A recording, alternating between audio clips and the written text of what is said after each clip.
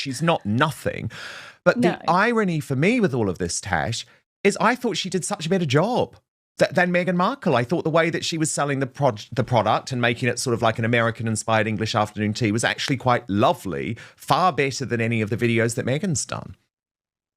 Yeah, I still found it really cheesy for me. But yeah, she obviously she's younger, and she did do a party. I watched a couple of the videos that she uploaded, and she made it, very pretty, very pink, very girly, something that I would expect someone like Brooklyn Beckham's wife to be really into, with her little pink, pretty barbecue, sort of like unicorn cakes and things like that. It's that sort of really girly cheerleader stuff.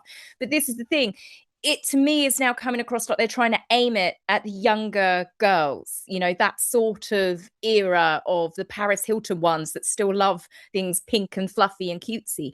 And they're not really going to be spending that sort of money on stuff like that. So again, whilst she is getting someone else to uplift her brand, I just think she doesn't particularly have the right audience to make a sudden burst in sales for her. I can't see that this is going to be the turnaround that she needs, because the younger people, I mean, when you're in your 20s and, did you think that, Dan, you'd be ever looking at, really luxury jams that you can buy for £13 a jar or something, or, luxury candles and things? No, you were not. Tash, I am such a stereotype, though, because do you know, I used to never understand candles. So I always used to say, oh my God, why are people spending all of these money on candles? I'm never going to buy a candle. Like, that's when I was in my 20s and 30s. Yeah. You get me into my 40s and it is my greatest passion and love in life. And please, if anyone wants to buy me a present, buy me a scented candle. Just not a was never one, because it will come without a wick.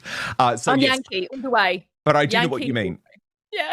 I do know what you mean. It's not the right market. No. But Tash, I think this is based on like a business desperation, though, because it's clearly an attempt to see, well, will someone other than me move the dial? And that is a horrible realization to come to. It would be like you realizing on your channel, according to Taz, or me realizing here on Down Wilton Outspoken, if I put a video hosted by someone else, it would perform better. Well, that means your whole business model doesn't make any sense. Do you know what I mean?